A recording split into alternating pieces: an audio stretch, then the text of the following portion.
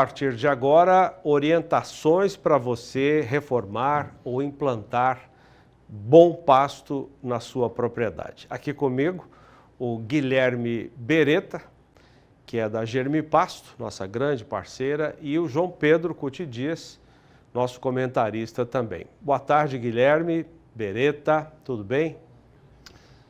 Boa tarde, Zaidan, tudo bem? Como vai? Satisfação no canal do Boi de novo, né? Para falar exatamente sobre semente de pastagem, né, de importância, afinal nós estamos bem próximos aí do período que define o plantio das sementes. Dr. Armindo Kichel, pesquisador da Embrapa, fazia parte do programa da Germipasto, isso 20, 15 anos atrás, ele dizia que escolher a forrageira é o processo mais fácil dentro da formação ou reforma de pastagem. É isso, viu, Zaidan? O doutor Zaiminto saudoso, o Armindo Kichel, né, falava exatamente isso, que não tinha custo, né? Não custava nada você ter a escolha correta da sua forrageira. O difícil era fazer todo o processo que envolve até chegar nesse período do plantio, né, definitivamente. A parte de correção de solo, de preparo de solo, muitas vezes terrenos mais íngremes, que a gente tinha a oportunidade de fazer o levantamento dos terraços, ou seja, é bem isso, né, Zaidan? A escolha da forragem não custa nada, é uma coisa bem simples, né? Claro que isso depende de algumas variâncias, né, que fazem com que você escolha a forrageira correta para determinada propriedade. A gente sempre diz, né, Zaidan, que não existe aquela forrageira milagrosa, aquela que vai bem em todos os tipos de situação, mesmo porque cada propriedade tem a sua particularidade. João Pedro. Beretta, quando você fala hoje, nós temos uma riqueza tão grande de alternativas, as braquiárias, os pânicos, etc, etc. Hoje, o pecuarista, por exemplo, que é a maneira, nós aqui sempre estamos falando no canal do Boi, eu, o Zaidan, que não tem maneira mais barata de produzir boi do que com pasto. E é mais segura para o pecuarista. Mas por que nós temos tantas áreas com pastagem degradada? Aqui no Brasil estão falando em 40, 50 milhões de hectares. Onde que o pecuarista, onde que o produtor ele peca? Porque essas pastagens, teoricamente, seriam todas perenes. Nós estamos vendo aqui na Embrapa, onde se formou o braquiarão, 40 anos. Hoje produz mais do que 40 anos atrás. Ô João, são várias temas que a gente tem que levar em consideração, né, quando a gente pensa exatamente na parte de perenizar. Como você muito bem disse, o capim é uma cultura perene, porém compete ao produtor, né, quem faz o manejo para justamente não chegar nessa situação de degradação. Outra parte bastante importante, João, é a questão da correção do solo. Nós temos que lembrar que o capim precisa também de comida, ele precisa de um solo fértil, ele precisa ter essa condição para ele expressar todo o potencial produtivo. Então, se a gente pudesse enumerar dois fatores que levam à degradação das pastagens, é o mau manejo, né, e por isso que é fundamental o produtor conhecer a fundo as características do capim que ele tem na propriedade e a questão da parte da correção, fazer a parte da calagem, da gessagem, da fertilização, porque aí nesse conjunto desses dois fatores a gente tem aí uma elevação, vamos dizer, um prolongamento dessa pastagem que é perene. E às vezes nós estamos vendo aqui umas imagens, essa quantidade de cupim, isso é característica de solo ácido, né, Beretta? Solo ácido, solo mal manejado, a gente vê também algumas invasoras, né, João, que justamente surgem por falta dessas condições, da falta do manejo e a parte da falta de correção de solo. Eu acho que e hoje nós temos tantas alternativas de correção, aqui no estado, por exemplo, nós temos calcário, dolomítico, temos fosfato, e isso no somatório geral não impactaria tanto na produção e daria um pasto por muitos anos, né? E sendo que o pecuarista podia ter essa reserva de alimento, ele podia manejar ela porque não rapasse, né? Porque quando você rapa o pasto, você expõe ele à erosão, você deixa as invasoras tomarem conta. O manejo também é outra questão, e é tão barato uma reguinha de manejo, né? Exatamente. Além disso, João, eu gosto muito de dizer que o pecuarista sabe que no Brasil, nós estamos aqui no centro-sul do país, existem aquelas definições de clima, né, onde nós temos um inverno bem definido, um inverno seco e o verão com chuva. Ou seja, o capim produz 70%, 80% da sua capacidade durante o verão, né, que é onde concentra as chuvas, e tem esse problema durante o inverno, onde cessa o crescimento por falta da chuva. Então, além da questão da régua de manejo, de você manejar corretamente esse pasto, e para isso ele precisa conhecer o capim que ele tem instalado na propriedade, qual a altura de entrada, qual a altura de saída dos animais, ele tem que lembrar que ele tem que se preparar para esse período da seca. Né? Hoje a gente tem orientações, e o pecuarista sabe disso, que ele precisa ter alternativas. Né? Claro que uma capineira talvez seria uma das boas opções, hoje está muito em evidência o uso do capiaçu, mesmo a cana, a silagem de milho, enfim, João, o feno que a gente estava conversando anteriormente, seria uma das opções para justamente não, vamos dizer assim, penalizar esse pasto que já vem numa situação de extrema estresse hídrico, de baixa produtividade durante o inverno. Você falou em feno, no hemisfério norte é obrigatório ter feno. Né? Aqui no Brasil eu acho que vai acontecer a mesma coisa, porque você tem cada vez mais a estação seca se ampliando, o calor tão intenso, e você teria condições. Eu acho que o grande gargalo do feno é a falta de patrulhas mecanizadas que prestassem serviço.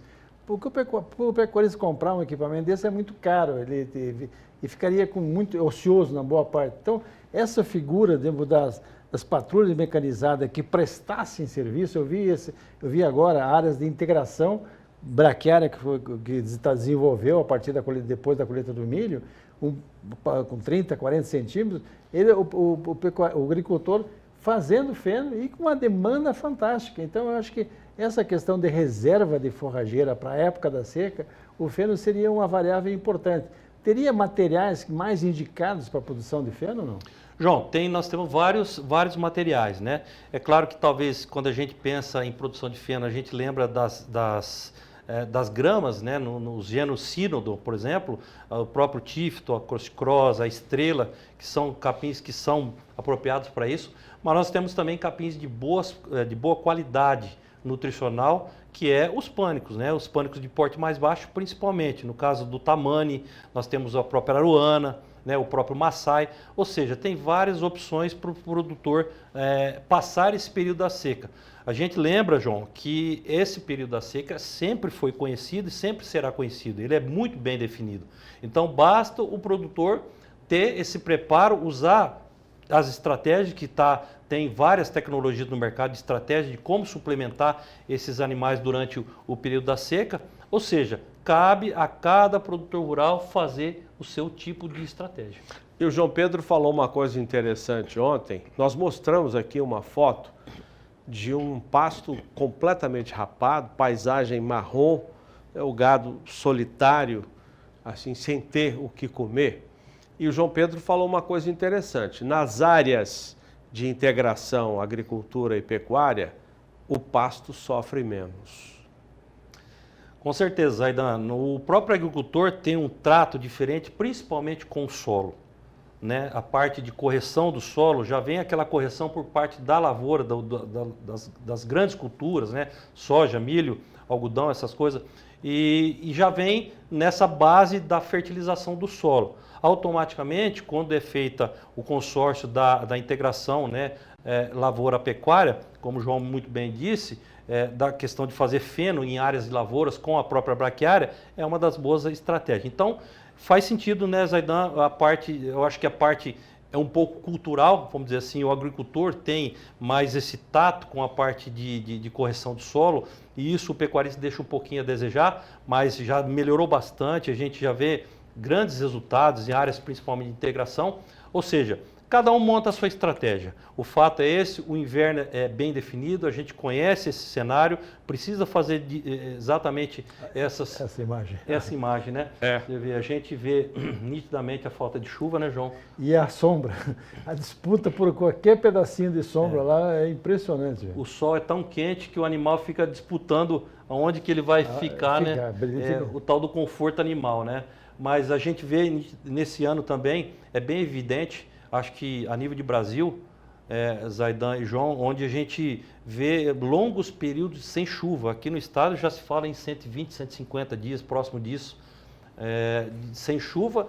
E aí a braquiária, mesmo sendo um capim extremamente resistente, né, provindo lá da África, onde nós temos esses veranicos lá muito intensos, mesmo assim ela deixa de produzir, e aí onde entra exatamente essas estratégias. Uma coisa que tu falou bem, eu acho que hoje no Brasil, se tu pegar o relatório da ANDA, Associação Nacional de Difusão de Adubos, a média do Brasil é 5 quilos de fertilizantes por hectare ano em pastagem. Apenas, né, João? A média é muito pouco. Muito pouco. E para o pecuarista não é só questão do animal, é questão econômica. Se ele tem pasto, ele não fica num brete para vender.